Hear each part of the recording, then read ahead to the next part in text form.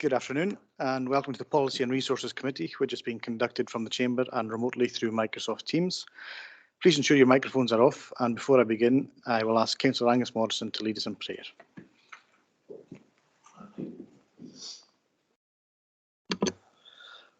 Lord our God, we thank you that we can come before you once again as individuals of members and officers of this organisation. We are grateful to you, Lord, that we are known personally to thee. You know our thoughts, you know our actions, and we thank you, Lord, that we can come to you with health at this time, when we know that there are so many cast down with illness. We remember especially those who are less fortunate than we are, who are maybe in care homes or who are ill in bed. Many different circumstances, situations in our midst in our communities, Lord. We remember the lonely, those who are in their homes on their own, sometimes who do not see very many people. But Lord, you know every situation and you know every circumstance. And we thank you that we can put our trust and confidence in you, the author and finisher of our faith. And that we pray that you would continue to bless and pity us, that you would continue to shine on us with thy face, and that we would continue to know thy saving grace at this time, Lord. Bless this committee at this time, Lord, and the deliberations that are before us this day. We pray for the leader as he's engaged in his new role here in this authority. Oh Lord, we thank you for him and we ask you to bless him and his family. Remember the Chief Executive, all members, all officers, every representative, Lord, and all the hard and diligent work that is done here from day to day. We ask now that you would continue with us and go before us the rest of this day. We thank you once again, Lord, for the health and the strength that we do have, a thing that we often take for granted. Continue with us now and go before us and pardon us freely for our many sins. Amen. Thank you, Angus. Just to make you aware, the meeting is now being recorded. And can I just ask someone online just to make sure that we're being heard? Can someone give an indication that yes, you're hearing me okay? I can hear you, Councillor Ian McCall. Yeah, okay. Yeah. Thank you very much for that. That's great. Thank you. Okay, if you're a member of the committee attending remotely, please leave your camera on and your microphone off. Officers attending remotely, please leave both off unless you're called to speak to a report or answer a question. A reminder to members and officers in the chamber of the queuing system: the chair controls the mic. First in the queue flashes green and the remainder are solid green. The chair will allow each speaker in. Only 2 mics on the floor will be read at any one time. If you wish to come back on a question, please leave your mic on, and officers speaking to the reports, I would advise you do the same. Committee members will be given priority. In regard to declaration of interest, members must leave the chamber or end the call remotely. Finally, a reminder that the meeting is being recorded and will be made available on the Cornelius website following the meeting. Item 21 will be taken in private at the end of the meeting. And I'm ruling items 4B, 8, 9, 10, 16 and 19 as urgent to allow the matters to be considered prior to the next meeting. There is also an urgent item which was considered by Education Committee yesterday, and I'll ask Derek to clarify that. Yeah, thank you, Leader. And first off, apologies to the committee. This was an oversight, a complete oversight on my part personally. The item 17 on yesterday's Education Committee, enhancing physical activity through Crown Estate funding, should have appeared on your papers. It has been circulated now and is available. Again, my apologies for that. It is in front of the committee as the initiative involves the use of Crown Estate funding, which is a matter for Policy and Resources Committee. The Service Committee has agreed this, and the recommendation is basically that the fees for use of council facilities for constituted sports groups which are members of the Lewis and Harris and Hughes and Barra Sports Councils are waived, and that a sum of £50,000 from year 4 Crown Estate funding is put forward. So that's just in the interest of the committee. I don't know if you want to take it at the time or just approve it just now. Are members okay to approve that, having discussed yesterday? Yes. Yeah. Anyone online? Okay. No, I think we'll take that as approved. Thank you very much for that, members. Okay, item 1, and that's minute of meeting of 7th April 2022, and that's for approval as to accuracy. Okay, thank you. Item 2 is minute of the meeting of 18th May 2022, and again that's for approval as to the accuracy. Okay, no hands up, thank you. Item 3, declaration of interest. You're invited to declare an interest in any agenda item at this point, and if you become aware of an interest during the meeting, then I would ask that you declare it at that time. When declaring an interest, it would be helpful if members could indicate briefly the nature of that interest. This helps to make our decision-making more open and transparent to the public. Item 4 is the minute of the meeting of the Human Resources Subcommittee of 30th March 2022 and 8th June 2022, and they are just for noting. No queries. Okay, thank you. Oh, Chair, I think there's an interest in item 12, levelling up fund and share prosperity fund. I was a member of stakeholder group. okay, thank you, Duncan. You got that, Derek? Yeah. Thank you. Okay. Item 5, minute of the meeting of Outer Hebrides Community Planning Partnership, 11th November 2021. Again, that's for noting. Okay, noted. Item 6, minute of the meeting of Committee Boliki Plannacanon of 3rd February 2022, and that's for noting as well. Noted. Item 7, minutes of meeting of Investment Delivery Board of 16th February, 29th of March and the 26th of April 2022, and they are for noting. I see no hands or lights, so they're noted. Item 8 is a minute of meeting of Social Work and Social Care Board, and that was 20th of June 2022. Again, for noting, the recommendation at item 4 is for approval. Is that approved? No one's saying no, so I think that's a yes. Item 9 is the minute of the Community Safety Board of 21st of June. And again, for noting, and the recommendations at item 7, 9, 10 and 11 are for approval. Okay, I'll take that as approved as well. Thanks, Derek. Item 10. Do we have this one yet?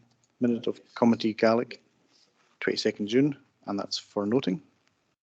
And that's been shared.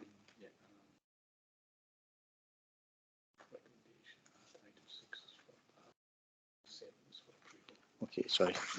Recommendation item 7 was for approval as well. Apologies. Okay, approved. Thank you. There you are. Thanks. That performance management. The following reports provide an overview of the business plans and related performance issues at the end of the second quarter of 2021-22. Malcolm Burrett, Norman MacDonald and Ian McKinnon will highlight key points and answer questions on their respective remits, and Malcolm Burrett will speak to the internal audit report. Do members agree to note the reports, or are you wanting to go first? Malcolm, yeah. Thanks. Malcolm. Thank you, thank you, Chair. Just a few points to bring to members' attention, particularly for the benefit of new members. As you can see, this is a report from my own department. It's the performance management report, but it also updates at key points of how corporate strategy is being delivered, how our political priorities are being addressed. There are other means, of course, of communicating how that is being done, but this is a regular quarterly report which gives you that information as well. Getting back to the business plan, the department has 53 actions and 23 key performance indicators, and 48 of the 53 actions are on track at the end of quarter 4. There are 5 showing amber, and of the KPIs, the key performance indicators, of the 23, these are corporate, 16 were achieved, 1 is amber, and 6 were off track, and I'll come on to the detail there, but nothing to concern you in any of these. Just a reference to the links at 2.4, you can look at the business plan progress reports, of course, at Interplan. You'll be aware from the induction how to access these, but all of this information and performance is available electronically. You don't have to wait for this report. Just a reminder at 5.5, we approved a 5-year corporate strategy, subject, of course, to review by this newly elected council, and that will come back to you later in the year. But the business plans are aligned to that corporate strategy, and that allowed us to set the budget and align the budget and the corporate strategy back in February. So turning to 6.2, the 53 actions, 48, as I said, are on target, and the 5 are set out there. You can see if they're not complete, they're nearly complete. So nothing there, I think, to concern you. Likewise, the business plan key performance indicators at 6.3, all showing continuous improvement. Moving on to paragraph 7, which is that there's another report on the agenda about this, so I won't talk about that in any detail. But local government benchmarking framework, LGBF priorities, these are on every agenda, and the detail is set out there. Again, continuous improvement, particularly on sickness absence and gender pay gap.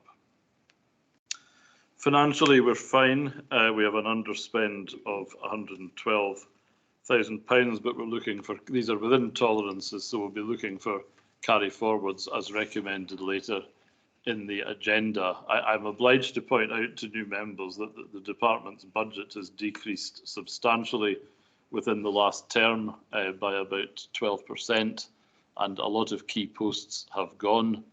They will be through the restructuring, which was approved. Of course, the arrangements are made, but the capacity of the department is not quite what it was, and we all know the reasons for that. So it is necessary, in my submission, to have these carry forwards just to ensure that we retain the capacity to do what we need to do. Committee Nagalik spoke about that this morning. I'll be making arrangements there, as members know, and there are other key posts and areas in which we need to strengthen, and without having permanent posts on the books. That's the reality of life in local government at the moment. Turning to the key policy areas at paragraph 11, ESF, European Social Fund, soon to be of happy memory. We've requested an extension to both programmes. You won't be surprised to hear until March 2023, and that's been granted. The last sentence is something of an understatement. Concerns as to the continuation of some of the programmes supported by ESF have already been noted. I'll come on to what we are doing about that later in the agenda. You will see that on the Shared Prosperity Fund item, but I will come back to that because some of that ESF funding has been key to some of our anti-poverty strategies, to supporting people in the community in a way in which the last council and this, I am sure, will continue to want to do. Transport you already know about, so I won't talk about that. And paragraphs 11.5 to 11.8 cover the energy items which Sustainable Development considered in some detail this morning. So I won't cover these. If you have any questions, I'm happy to address them or refer them to John Cunningham or Calamian McKeever. Moving on to paragraph 12, the growth deal.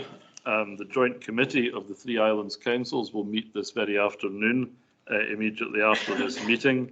A great deal of capital funding, as you know, coming into the Western Isles, and just some background there about the process of implementing it. The outlined business cases, I'm glad to say, for our area, for the Western Isles, are all submitted and on track, and we hope to have sign-off of the deal by the end of this year, probably in November or December, and we may have a formal event around that in 2023. Finally, but importantly, public services.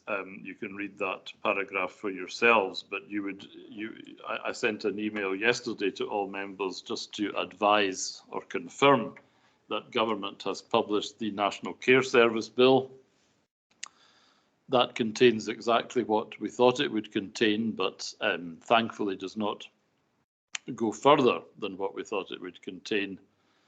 That will be a key piece of work for Social Work and Social Care Board, for this committee, and for the Corla in the months and indeed years ahead, as we work out what that means for the islands, what that means for the Corla as a provider as well as a commissioner of social care. Those of you who follow local government information unit and other documents will have seen the comments from, I think it was Unite, and from the other political parties, and these are issues which we have addressed in our response, and will need to address to the consultation, and we will need to address now in the reality of delivery, and as the bill works its way through Holyrood. So another seminar coming after the recess, and I'm sure a report to probably the November series or December series on the detail and the outline of our response. So getting back to the department itself, there's good controls on business planning, governance, and as you can see, we're delivering against our targets, and on the wider aspects, we're continuing to progress the corporate strategy and statement of political priorities. Happy to take any questions, Chair. Thank you, Chief Exec. Any questions or comments from members? No. Okay, in that case, move on to Strategic Finance, Accountancy and Exchequer Services, and that's by the Head of Accountancy and Exchequer Services, Norman.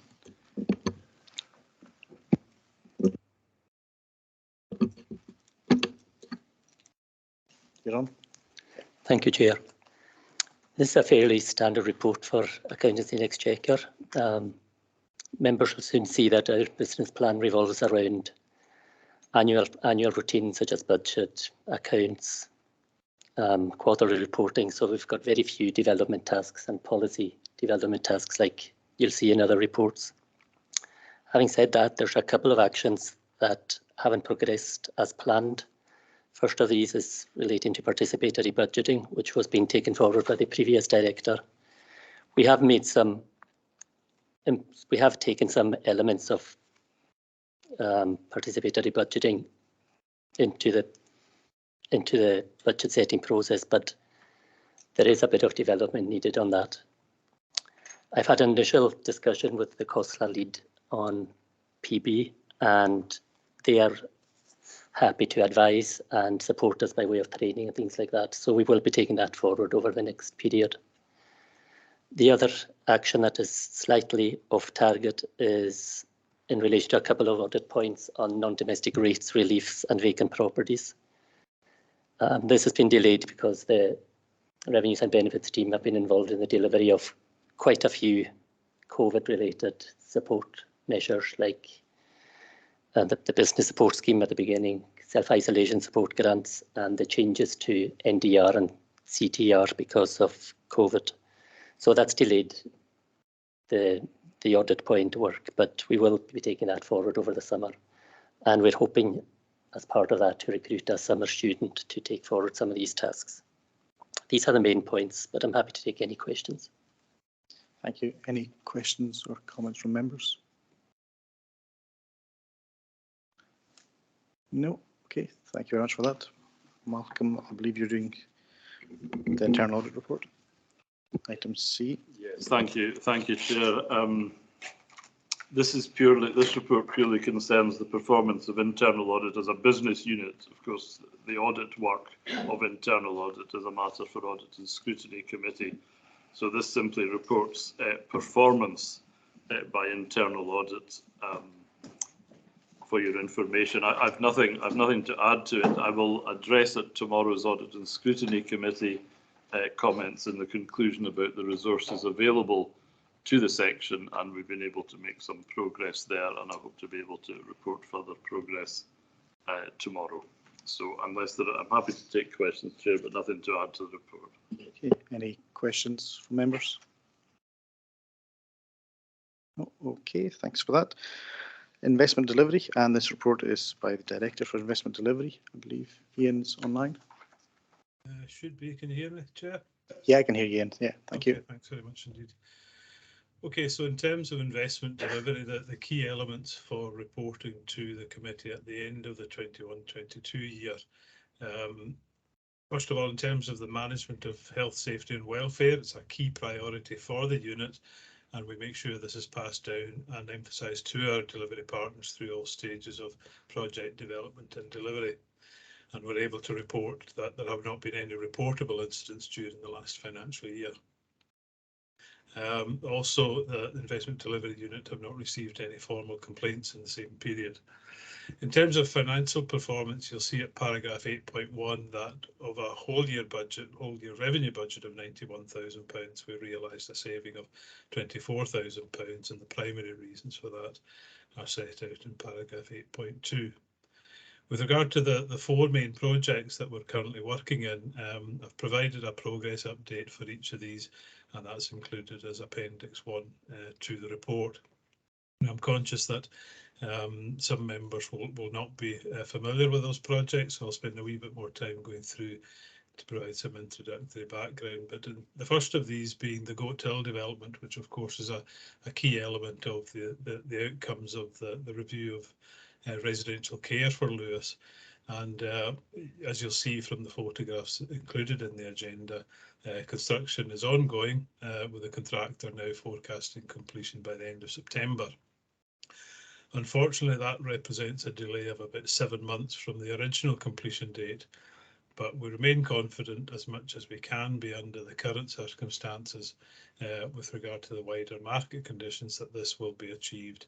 And as being able to establish a final handover date is particularly important for colleagues in health and social care and Hebridean Housing Partnership, enabling them to finalise their plans for the transition of services and service users from Dunberry to Naestin. The handover and commissioning process will take 4 to 6 weeks, and we'd be looking for that transition to take place in October into November. And there's a number of progress photographs included in the appendix. Barra Battersea Community Campus, there's a summary of the progress included in Appendix 1, but we'll provide more detail in the concurrent report at item 25. Lochmaddy Pier, members will be aware since the induction series. Main works contract's been awarded to George Leslie's, that was in February, and there was a start on site shortly thereafter. Good progress is being made on both the Lochmaddy and Belfast sites, and the contractor remains on programme for completion of the project by the end of March next year. And again, there's a number of progress photographs there. And last but not least is the Benidorm landfill extension. And you'll see from the photographs that the civil engineering works now are substantially complete, with the various ancillary works currently ongoing, and full completion and handover is expected in the next 3 to 4 weeks. The report is for noting, but happy to take any questions. Thank you, Chair. Thank you, Ian. Any questions or comments from members? Councillor Morrison. Thank you, Chair. I'm not a member of your committee, but just a question for Mr McKinnon. The delay on the Goat Hill care home, Mr McKinnon, is there any cost implication going to come back to the council on the delay, or is that going to be made by the contractor in full? It's not possible for me to go into issues which are of a commercially sensitive nature, but there are provisions in the contract for us to recover delay damages as a result of that delay, and we are in the process of doing that at the moment. Thank you. Any other questions or comments? Okay, in that case, do members agree to note the reports at 11A, B, C and D? Noted. Thank you. If it's okay with members, we'll take agenda item 25 at this stage. Seeing as we've got Ian on the screen, I think it's relevant. Is that okay? Yeah. Okay, so this is Capital Programme, and the report provides an update on progress associated with the Barra Battersea Community Campus project. The development of the project remains on schedule for completion of Stage 1 by mid-July 2022. Further detail on the progress and the current areas of priority, including risk associated with the project costs arising from construction and market conditions, is included in the report. Key milestones since the last series of quarterly meetings are appended to the report, and approval of the project executive board of the schedule, accommodation and floor plan layouts are detailed at Appendix 2 to the report. So Ian McKinnon will speak. Thanks, Ian. Yes, thanks very much, Chair. And again, I'll go into the background to the report in probably a wee bit more detail this time round, given that it will be not familiar to quite a number of the members, particularly the new members. You'll be aware from my presentation at the induction sessions that this project is currently the most significant infrastructure investment project for the Corla, which has been delivered in collaboration with NHS Western Isles, HHP and Police Scotland. For those who are not familiar with the project, specifically the why and the what, there is a summary included in section 5 of the report, and this also provides some background regarding where we have got to in the development process of what has been and will always be, for a number of reasons, a complex and complicated project. The design information pack, which has been included as Appendix 1 to the report for your information, sets out in more detail the strategic case for the investment. In other words, what we are hoping to achieve in terms of the vision, the medium-term objectives and the measures for success. The project brief being the scope of the project, and it sets out the concept design of the healthcare, social care and learning and sports facilities, all to be provided as part of the campus in Castle Bay. And this particular document is part of the information currently supporting what's termed the prior application notice as part of the planning process. And as some of you will be aware, the statutory consultation process is currently ongoing, with the deadline for feedback being the end of this week. A drop-in session was held in Castle Bay on the 9th of June, which was very well attended, and links to the online feedback process are included in the report for your information, and perhaps even use if you're minded to have a look at that. A more detailed explanation of the current priorities and issues within the current phase of the project, being what is referred to as development stage 1, as you mentioned, Chair, is included in section 6 of the report. But of particular relevance to this committee is following the approval of the schedule of accommodation and floor plan layouts by the Project Executive Board on the 9th of June. The recommendation at paragraph 3.2 of this report seeks the Cornwall's endorsement of those decisions. Paragraph 7.1 of the report sets out the current milestone dates. And although we've made, I would say that we've made excellent progress in being able to secure considerably more community support for the project, the biggest challenge facing us now is going to be project cost and affordability. Everybody will be aware of the current ongoing volatility in the construction market, which is affecting construction costs and project deliverability at a global level. And the Barrow and Battersea project is no different. And not only are market conditions meaning that estimated costs are increasing at a rate greater than you would normally expect, the lack of certainty as to if and when this would level out means that it's almost impossible for us, under the current circumstances, to be 100% confident in current cost estimates and the sufficiency of the multi-agency funding package we're seeking to establish.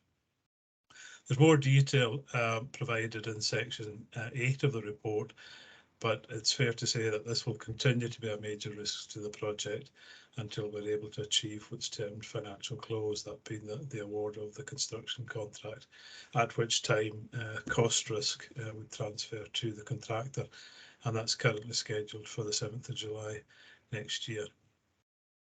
An updated cost plan is being published by the delivery team in the next week or so, and in parallel to this, we continue to review the allocation of costs across the primary shareholders and continue to refine the quantum and the nature of the funding package.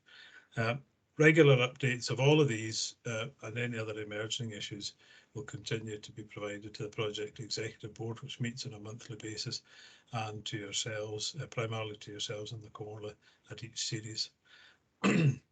Finally, the last section of the report, including Appendix 3, provides a summary of engagement activity undertaken with and within the community, and for those who wish to refer to previous reporting to this committee, includes links to all the reports considered by the Cornwall since the inception of the project just over 3 years ago. So the recommendations are at paragraph 3.1, the reports for noting, but as I mentioned earlier on, we're also seeking the Cornwall's endorsement of the schedule of accommodation, which was approved by the board earlier this month. Thank you, Chair. Thank you, Ian. Any questions or comments from members? No, there's no lights on and no hands up, so thank you very much. There are recommendations for approval at paragraph 3.1. Approved. Thank you. Thanks, Ian. Okay, thank you, Chair. Okay, thank you all. Okay, now we're back to item 12 on the agenda, and Levelling Up Fund. This report provides an update on the proposed funding bids to UK Government's Levelling Up Fund and current local developments with the UK Shared Prosperity Fund. Details of the two bids submitted to the Levelling Up Fund are outlined at paragraphs 5.2 and 5.3 of the report and paragraphs 6.1 to 6.3 of the report. The proposed harbour bid is also appended to the report. in terms of the UK Shared Prosperity Fund, current developments and project ideas and discussions to date are outlined in paragraphs 7.1 to 7.8 of the report.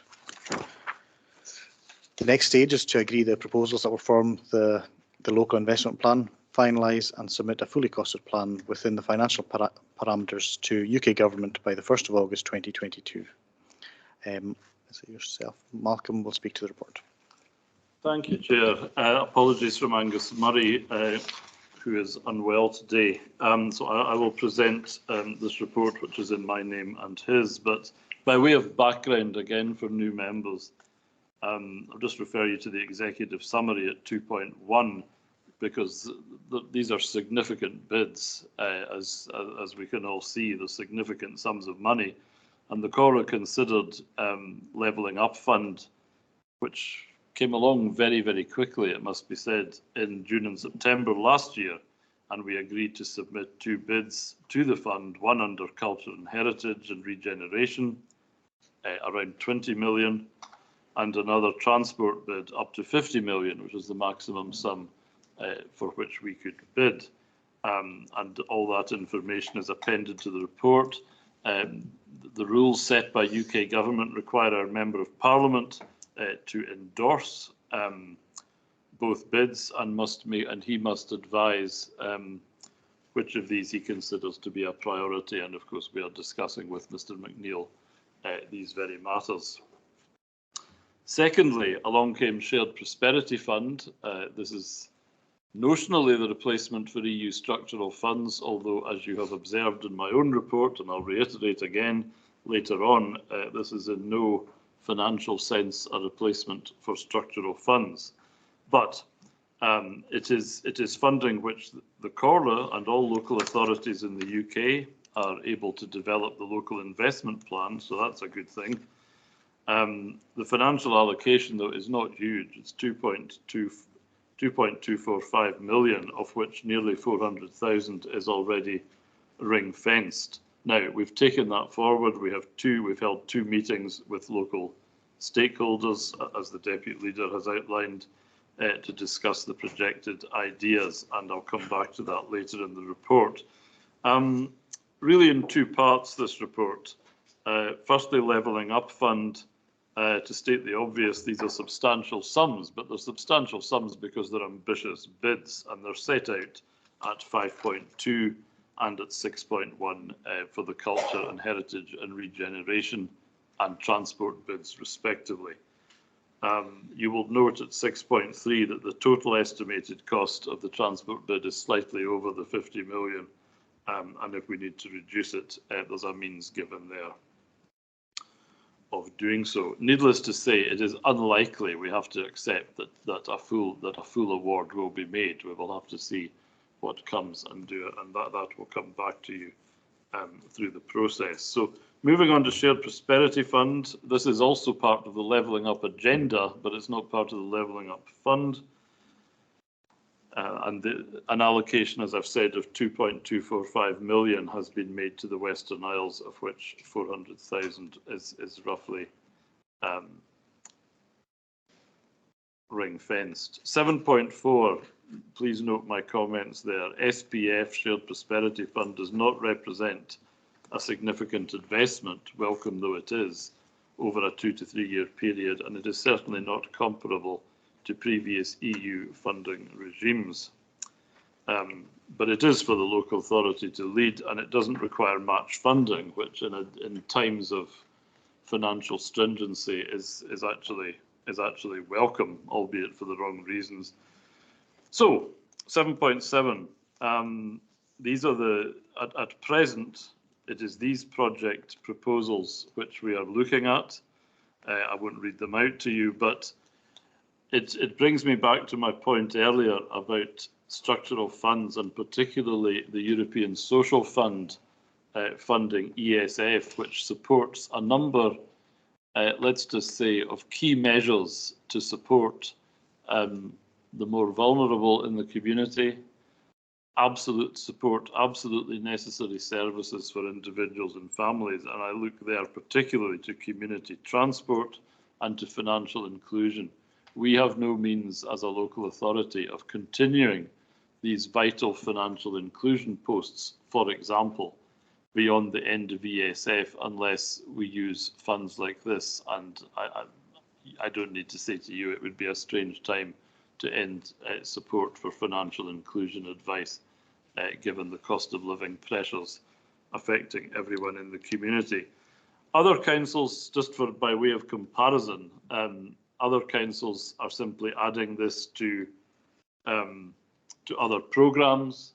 They're supplementing it. They're keeping it as a risk pot, and all of these areas are commendable. We are being ambitious about keeping on the programmes we have, which will support communities and which reflect really European Social Fund. This is not because of lack of imagination. This is because these programmes are absolutely, in our view, essential, and we do strongly recommend that programme to you.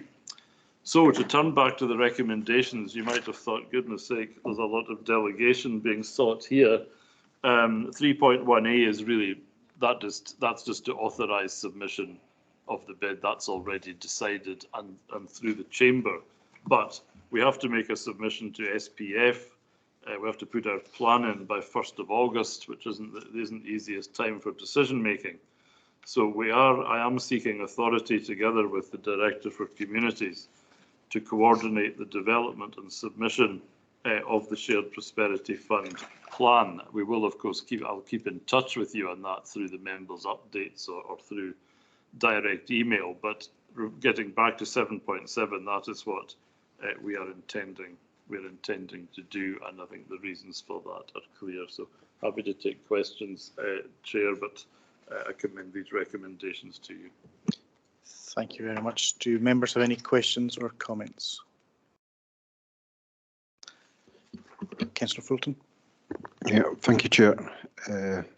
Thank you, Chief Executive. Just a quick one on Transport 6.2. Giracleet to Golden Road and Scarras to Northton is this planned to be an upgrade from the present single track sections to a 2-lane road, or is it just ongoing maintenance, or what's the plan? Thank you. It would be an upgrade, Chair. Okay. Happy with that, Grant, yeah. Any other questions or comments from the chamber? No. Councillor Finnegan, online. Thanks, Chair. The reason just to ask Executive, I noticed that if you go overspending, the Giracleet element of the project is going to be, it will be removed, and I just wondered how you've come to that conclusion of which project would be taken out if it was if you didn't get the money that you expect to. My recollection, Chair, is simply that the sum of money required for that work was equivalent to the amount of the overspend, and it was thought rather to take out a whole section rather than break up already existing plans, such as we have for, say, Scarraston to Northton or Eochar to Lochbee, which are already planned projects which we have on the shelf, as it were, and would love to do if there is funding. It would simply be that the money reflected the overspend. Okay, thanks. Okay, thanks, Paul. Councillor Crichton. Thank you, Chair. I think we're all agreed that what came from the Shared Prosperity Fund is a poor replacement for what we benefited from through EU structural funds. Just in terms of both the Levelling Up Fund and Shared Prosperity, have we any plans to resume our dialogue with the Secretary of State for Levelling Up, Mr. Gove, who was very willing to come up here last year and to discuss these issues with us, and I think it would be valuable and beneficial for us to resume those discussions, and perhaps we should get an update on what has come from, if anything, from the discussions that have taken place to date. Yes, Chair, these discussions continue, and I have had, along with the two chief executives from Orkney and Shetland, a discussion with the new head of Scotland office about structural funding, and I will brief members separately on that. But yes, we continue to liaise very much with the Secretary of State for Levelling Up, and also with Scotland Office officials on this, because it is, I will give a briefing separately, Chair, but it is very important that we know whether these are the only these are the only means of funding available to local authorities or not, and I can give further information on that in due course. Well, that would be very interesting and encouraging if that was the case, that there are alternative avenues of funding for us to pursue, and welcome. Looking forward to hearing more about that. Thank you, Councillor. Any other questions or comments? No. Okay, in that case, there's a recommendation for approval at paragraph 3.1. Approved. Thank you. Thank you. Thanks, Malcolm. Next agenda item is 13, and this report is for noting and details the Local Government Benchmarking Framework 2020-21 for the Chief Executive's Department as appended to the report. The priority areas for service improvement will continue to focus on reducing the gender pay gap and sickness absence rates within the CORLIA, and the progress of their performance will continue to be reported to the Policy and Resources Committee within the Chief Executive's Department Corporate Policy and Performance Management update reports at each series. And Fiona Nape will answer members' questions. Fiona. Thank you, Chair.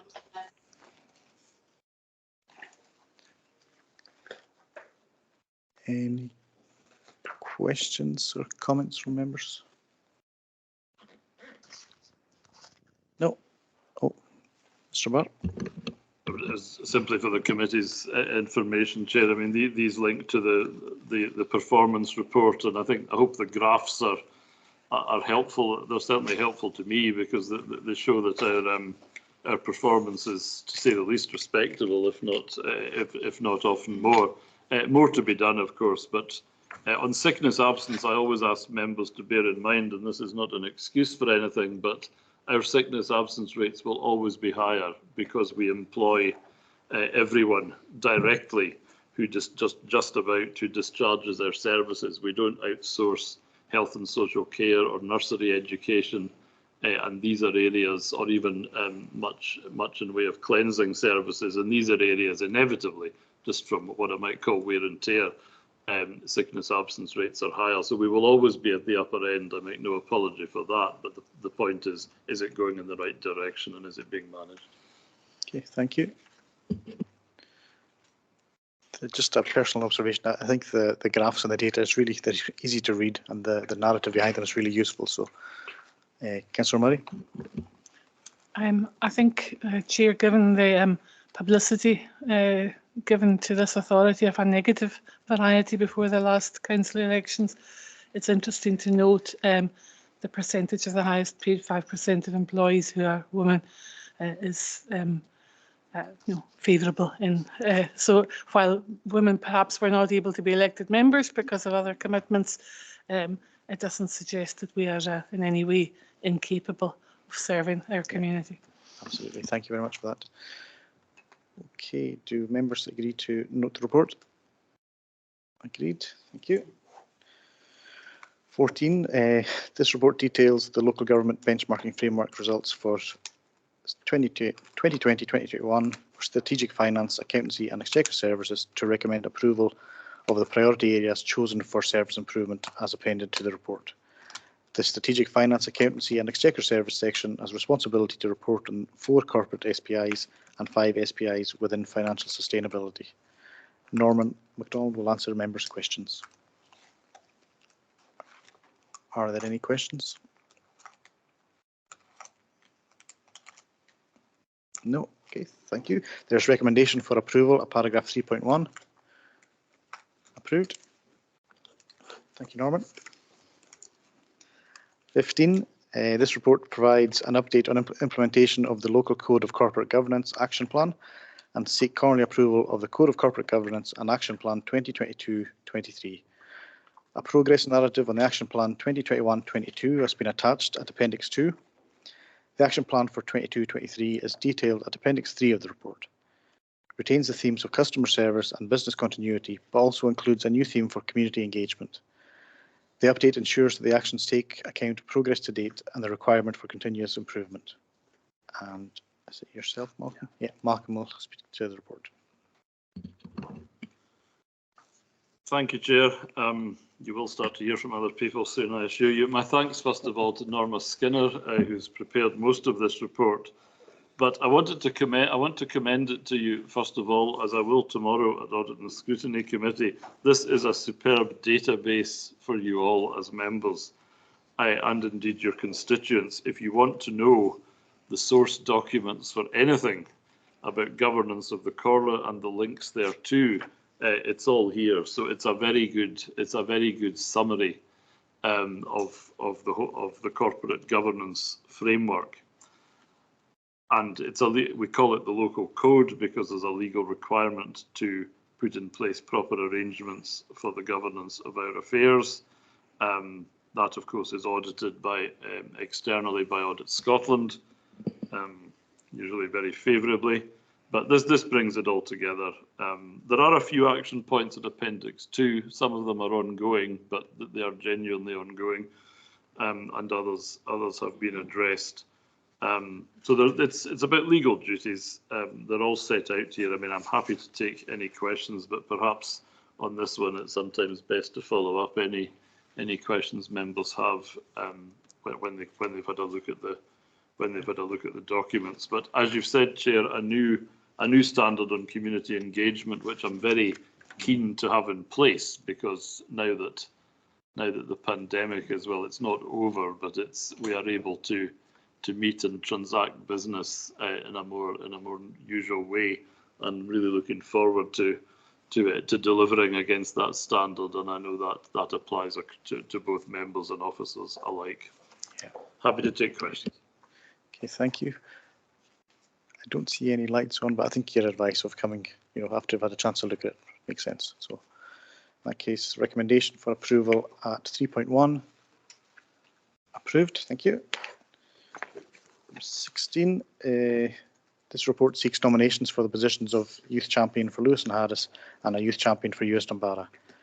In the event that more than one nomination for either position of Youth Champion is made, it is recommended that an election is held through the Young Islanders Network. The previous Youth Champions were Councillor Norm MacDonald for Lewis and Harris and myself for USDunbarra. Derek, would you like to give us an update? Leader, nothing much to add to the report. Just to clarify that if there is more than one nomination, it is through the youth groups and the young people themselves. They've requested that if there is more than one nomination, that it is they who choose who their youth champion is. Just to seek nominations for both. Yeah, thank you, Derek.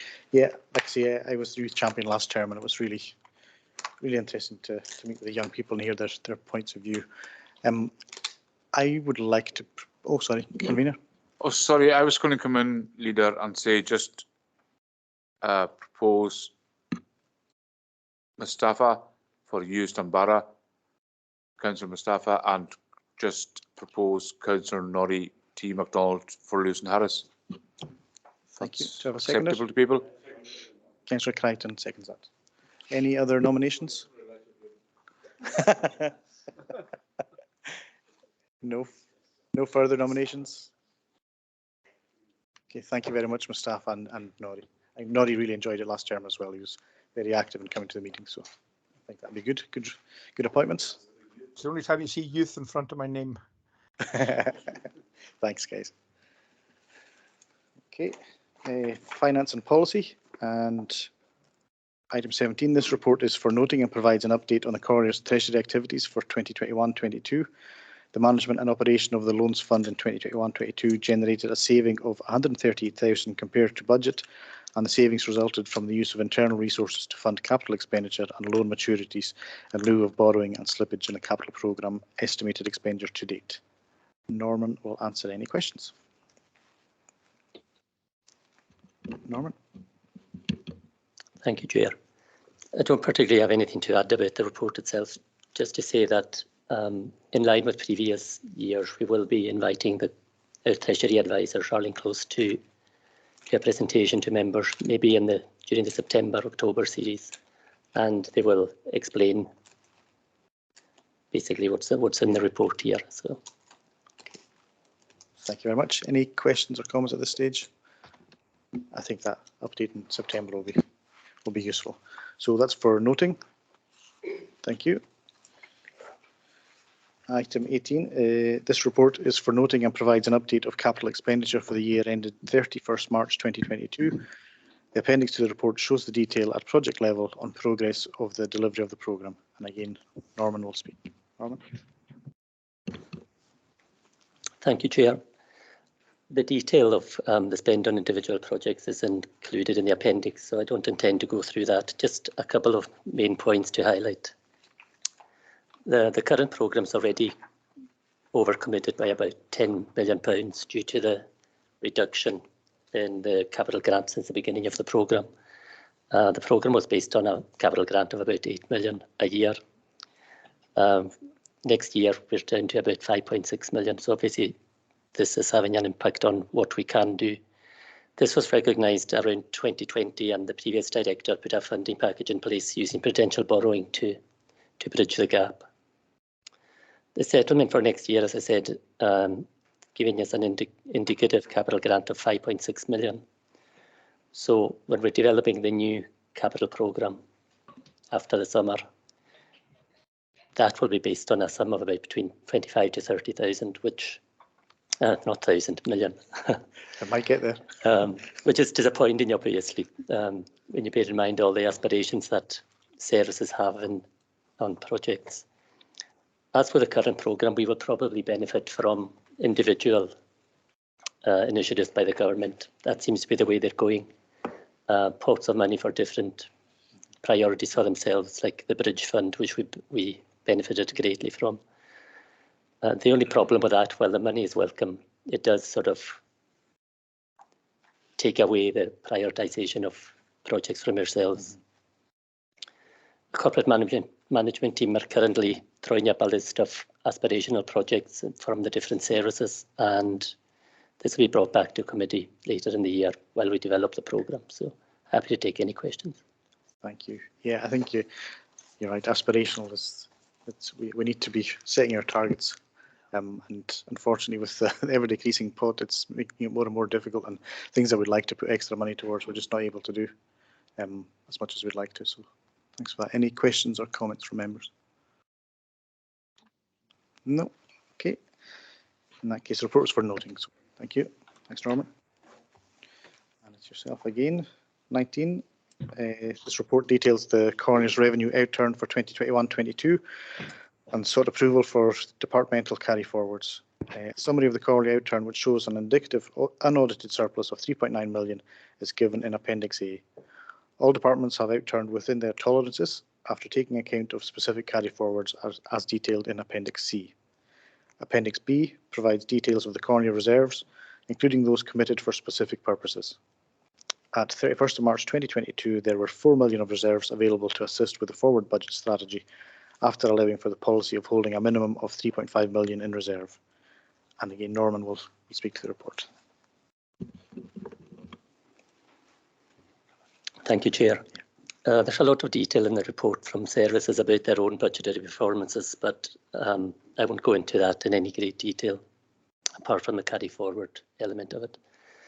A few points to highlight. Like you said, we've got 4 million of reserves available to support the budget going forward. This might look like a lot of money, but when you think of what inflation's running at the moment, 9.1% was the announcement today. We won't take long using that. Utility and fuel. We haven't had a chance to look at that budget in detail yet, but as part of the first quarter monitoring, we will be having a review of where we are with electricity, oil, etc. Current pay claims are in the region of 5%, which is significantly over what we provided in the budget. We provided 2.5%. So just to give you an idea of what that means for us, the difference. For non-teaching staff, that would mean an extra 1 million, around an extra £1 million on the budget. And if we include teachers, that would be another 600,000. the resource spending review from the government recently said that we'll be getting flat cash. Now, what does flat cash mean? We've seen in the past that they've just said flat cash, but they've then ring-fenced a lot of money for health and social care and education initiatives. So £4 million can disappear quite quickly. COVID funds, there's 648,000 of general COVID funds still remaining, and that will be able to support the likes of sports centre loss of income at the beginning for the first half of the year, but obviously that's not going to sustain them for the whole of the year, so we'll have to look at these services as we go forward. There's 2.1 million of specific COVID funding available. That's mainly for education and hardship support. Some of it will have to be used, obviously, for the purposes that was laid out, because if we don't use it, it has to be returned. But there's a number of smaller elements of funding for hardship, household support kind of initiatives, which we have used some of it for the likes of food bank support, but I'm proposing that where there's no commitment for these funds, that we consolidate them and use that for support for households through the hardship over the next year or so. I'm not quite sure what the best way to do that is, but a report will be submitted to Budget Board with some options as how we can take that forward. And lastly, I mentioned the overs and underspends from departments. The carry forward proposals are detailed in the appendix to the report. A lot of these are around staffing and IT system issues, and that will help departments through the next phase, and as the budgets are under pressure anyway. And I would hope that members would support these. One of these is an investment of 250,000 in IT,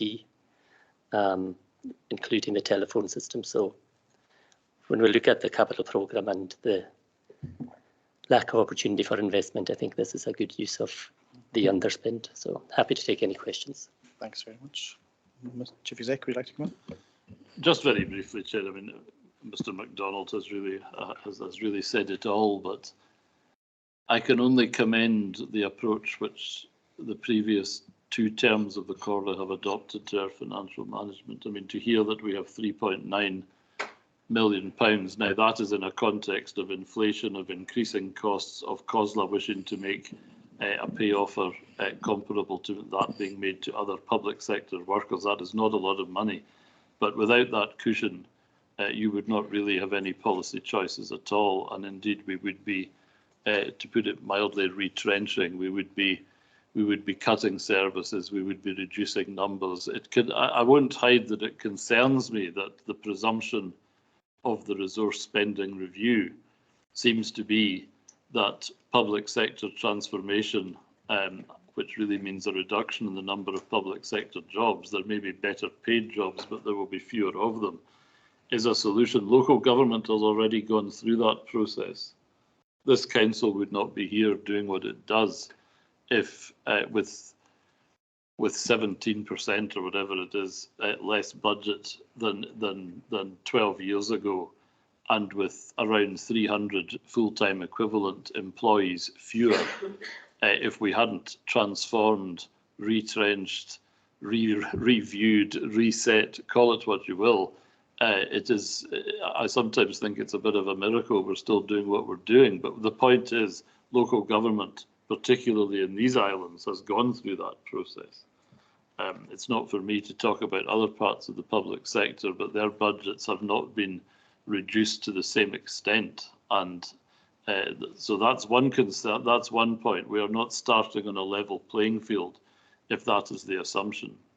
The other one is simply the importance of the public sector to the economy of the Western Isles, and again a concern that that we are not looking at this holistically on a place basis or on an area basis, which means that other organisations, as they feel the pinch, are liable to be reduced in a non-strategic way, when in fact we should be combining our resource to deliver strategically. So Difficult times ahead. It's not without opportunity, and we are very I think we should all blow our own trumpet a little and say, we are very prudent managers of money as a management team, and we're ably supervised and helped in that by Mr. MacDonald and his colleagues.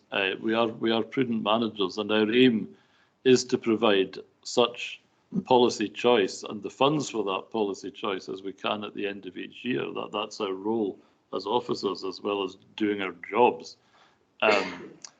But that is going to become increasingly difficult, partly due to external factors that like inflation at 9%, but we still have to make the best job of it as we can. There will be a seminar, as you will have seen in one of my members' updates. Don't worry that we don't pile them on. But after the recess, there will be a seminar on the resource spending review once the analysis has been done, and COSLA has had some preliminary discussions with government about its approach to local government. The one good thing about all this, it does appear to be, it's a 4-year period, and we've always moaned rightly about having 1-year budgets and not, I always say to the auditors who always say you should have a medium-term plan.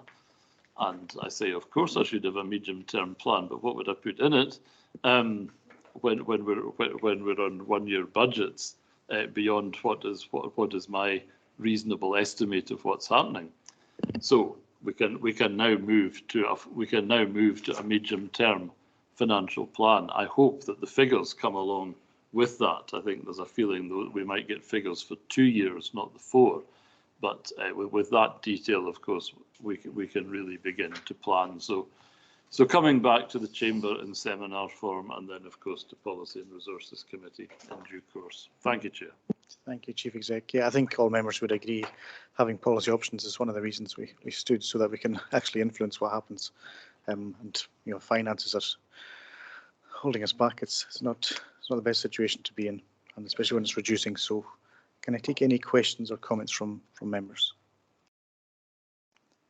No lights in the chamber, nothing online. In that case, the recommendations for approval are paragraph 3.1.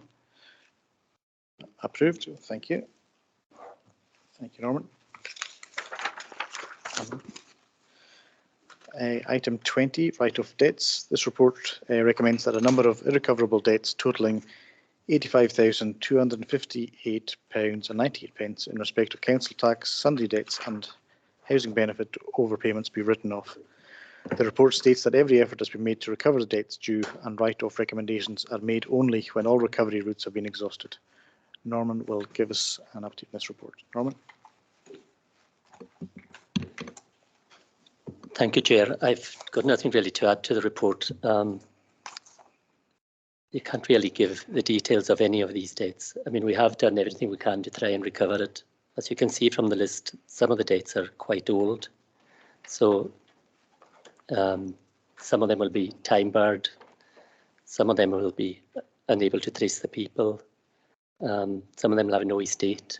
So happy to take any questions, but I can't go into any details unless people. Yeah, thanks, Norman. If members want any details, then they can either go into private at the end or approach Norman outside the meeting. No questions or comments? Okay, in that case, do members give a recommendation at 3.1? Agreed, thank you. Item 21, this item will be taken private at the end of the meeting. So item 22, this report provides a progress update to the Cornwall on the development of a new sports facility at Stornoway Primary. 2 different construction options have been explored to deliver the sports facility. Option 1 being a large 3-court hall and option 2 being a 4-court hall. Plans of the 2 options are appended to the report. With a significant increase in construction costs over recent months, it has become increasingly difficult to deliver a building of the desired size within the set construction budget. The design has been modified to reduce the scope and complexity of ancillary spaces with the aim to retain the size of the hall whilst keeping the project within the set budget. To secure the initially planned size of 638 square metres, 4 courts would require an increase of the budget to 1.95 million. And Donald McLeod is here to speak to the report or answer any members' questions.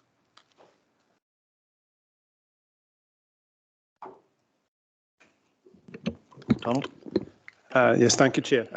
Yes, this report was presented to Education, Sport and Children's Services Committee yesterday, and the only point maybe I would add in terms of what was discussed is we have been consulting with parents and the school since the original submission of the report, and they have identified a wish to increase the storage within the footprint of the building, and that has been taken account of with a slightly amended design that would allow for an increase in storage of 40 square metres, which doubles the storage space and takes 40 square metres out of the hall space, but still maintains a 4 courts hall with double the current plans for storage. So that's been taken account of in terms of the plans. So happy to take any questions from members in relation to the report. Thank you, Donald. Any questions or comments from members? No. Okay. I think the only thing I would say myself is the progress of this report and the project since we first discussed it really last year has been pretty good. I think we've kind of kept pace, and as it's developed, I think the extra money has been added onto the 1.8 is reasonable with added construction costs being taken into account. So thanks for the report. And do members agree to the recommendation at 3.1? Agreed. Thank you. Okay. Item 22. This report seeks the approval of the publication of a new snow clearing and ice gritting contract for 2023 to 2027, with the option of 2 one-year extensions and for replacement of gritting vehicles. It is proposed that 7 vehicles within the quarry's gritting fleet are replaced as detailed in Appendix 2. Callum McKenzie will answer any members' questions. Do you want to say anything, Callum? No, nothing to add unless there are any questions, Leader. Thank you. Okay, thank you. Any questions? No. Okay, thank you very much. The recommendations for approval are paragraph 3.1. Approved. Thank you. 24. This report concerns the appointment of members to the Budget Board. It is recommended that the Chair and Vice Chair of Policy and Resources are appointed to the Board together with 11 other members to ensure that each ward and political group are represented. If the appointed member is unable to attend a meeting of the Board, they may designate another ward member as substitute. And Derek will advise us on this. Derek? Nothing to add to the report. The Budget Board has been in place for a number of years. And I think certainly during the previous term has found to be a very useful mechanism for members and officers to discuss about the budget and monitor the budget strategy throughout the year. It is not a decision-making body, so its recommendations will come back through the committee process, and the recommendation is that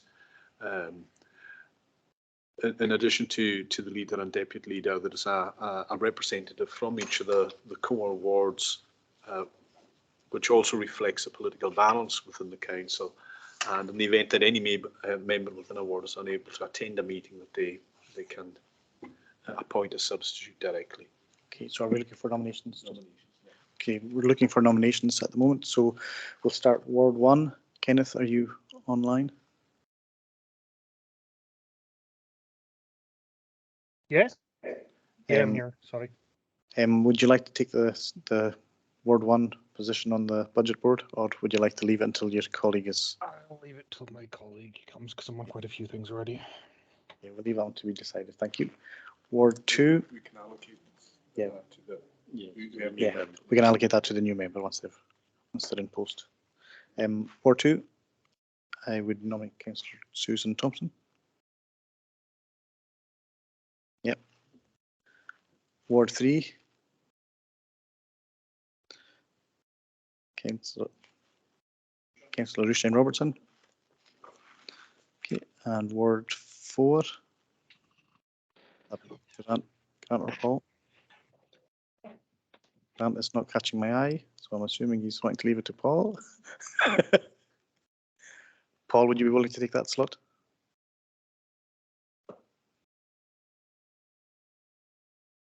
Councillor Finnegan. Yeah, you caught me in the middle of something. Yeah, I'll do it. Yeah, no worries. No problem. Thanks, Paul. Where are we? Ward 5. Councillor Angus Morrison from Ward 5. Ward 6, Councillor Ronald Fraser. Ward 7.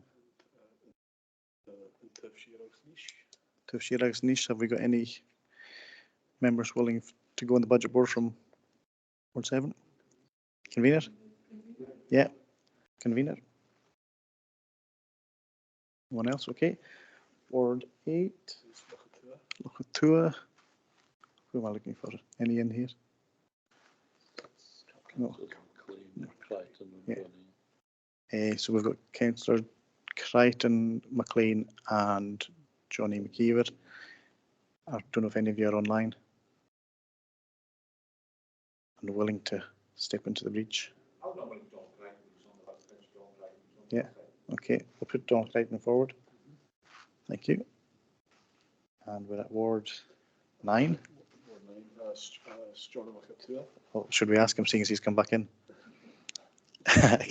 Councillor Crichton, would you be willing to go on the budget board? You've been nominated. Yeah. Would you be willing to go on the budget board? I've been on it for the last 5 years. I was going to nominate Mr. McLean.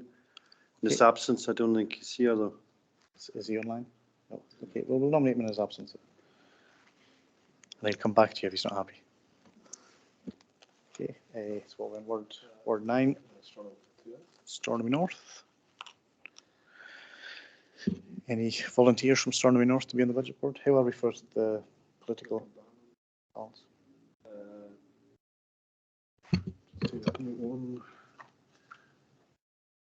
We have two members from the SNP group, and with yourself we have 2 members from the Uist and Barra Independent group, depending on whether the new member joins. Yeah. Okay. So we're okay for political balance. So anyone from Stornoway North willing to join? Hi, Chair. I'll be happy to do it. Ian. Yeah. Ian Macaulay. Yeah. Yeah, that's great. Thanks, Ian. Thank you. Stornoway South. We already have. Any members from Stornoway South in the room?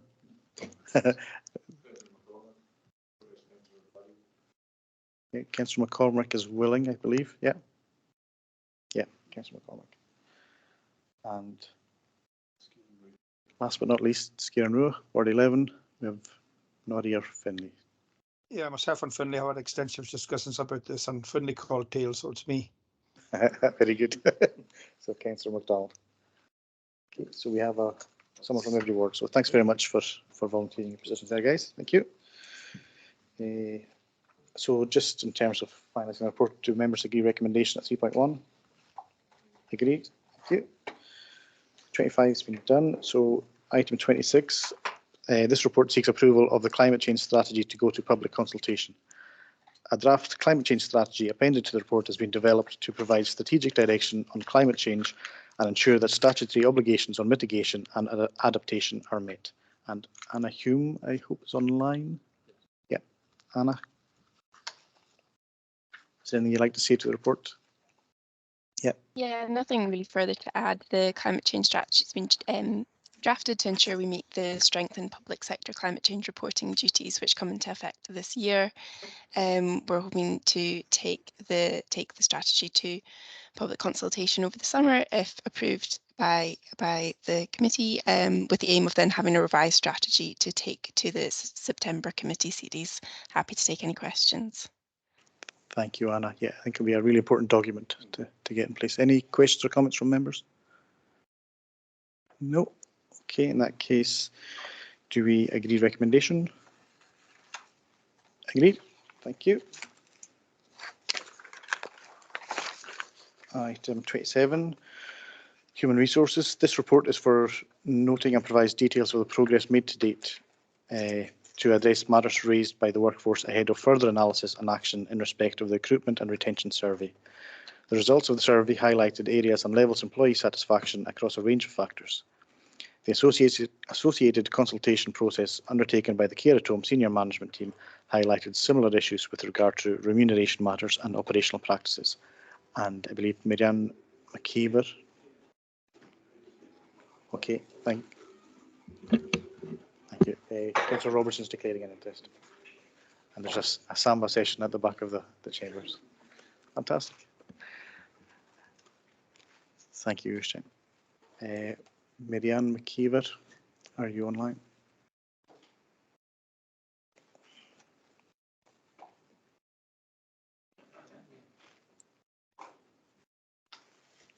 No.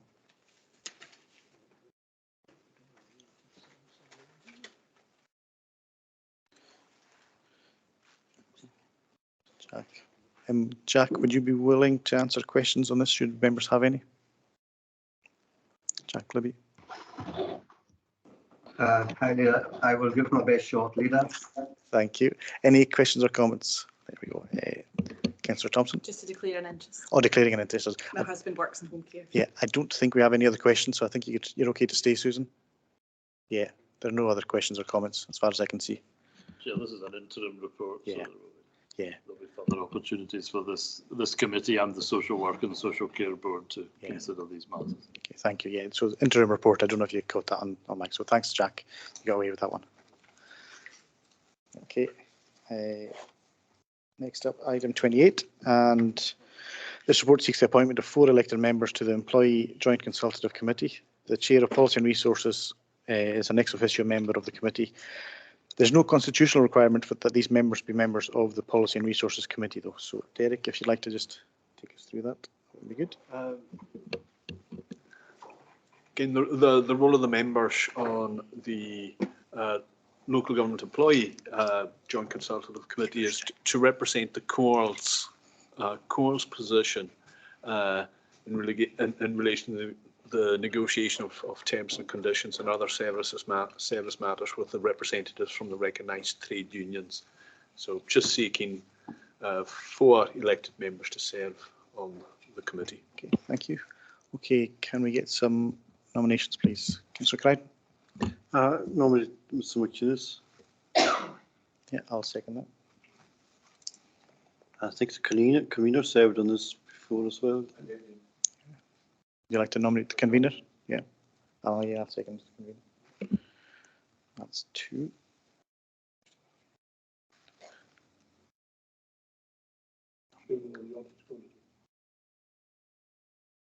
No.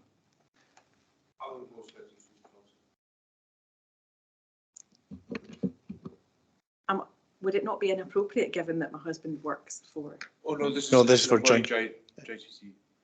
This is for employees across the whole car, yeah. And the fact that my husband's an employee of the Coral doesn't. No. No, that would be. Would that be IJB? I wouldn't be comfortable with it. Okay, no, that's fine. That's okay. Okay. Councillor Murray, would you be interested? Yep. Councillor Francis Murray. Seconded by convener. And we're looking for one more. Yeah. Since he's not here. I'll second that. I don't know who Safa would do. He's on a trade union, I think. Oh, is he? Yeah. Okay.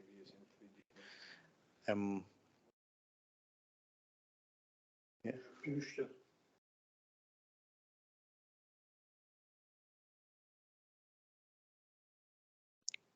Come on. Of course. Grant's not catch my eye again. Excellent. Councillor Fulton, thank you very much. Okay, that's 4. I'm assuming we're not going to go to a vote with a further nomination. No, okay. Thank you. Again, just agree the recommendation. Yeah. Agreed. Thank you. So 29 reports outstanding. They're just for noting. Sure.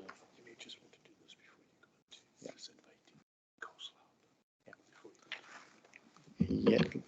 Swear.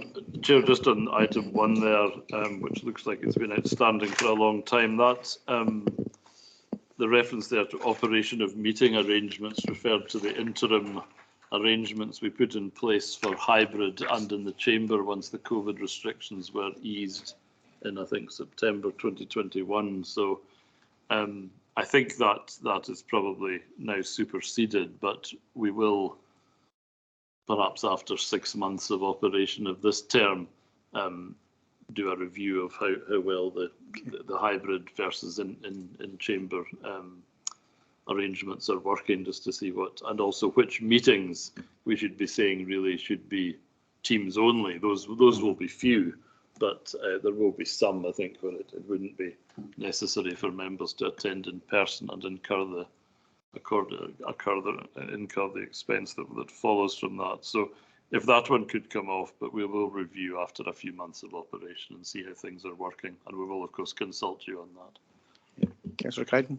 Thank you, Chairman. Can I just skew in here on this item about maybe perhaps a future discussion about the arrangements for this series of meetings and the timetable?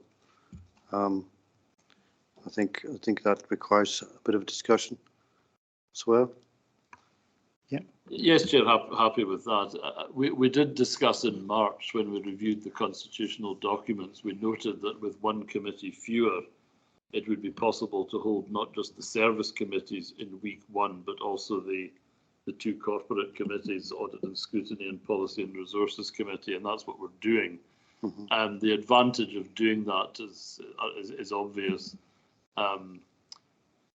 As to week two and council, we decided to experiment in consultation with the convener with having the council meeting during normal business hours, which is the norm in local government. It was, some members will recall that the meetings used to be held at 7 p.m. and then they were moved to 5 p.m. But in truth, attendance by the public was let's say minimal, if extant.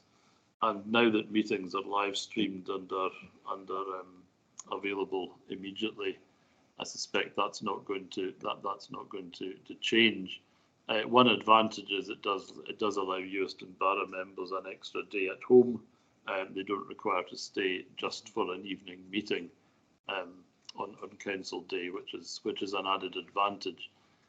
We will try, of course, to use the time the day before for seminars and boards and other meetings that we need to arrange from time to time. So it was to build a bit of flexibility into the calendar while having all the committees in the 1 week. But happy to review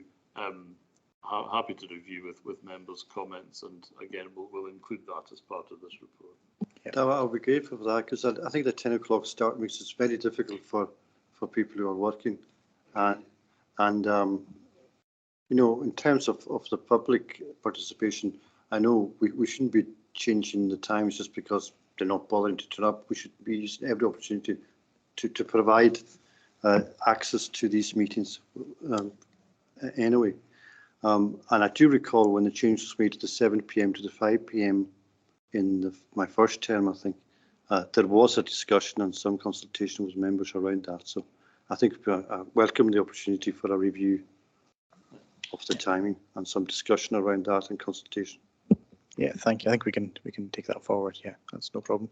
Yeah, make it easy for the public to attend. It's quite, it's going to be a consideration that we have, and I'll just throw into the mix potential for a series in Newest at some point.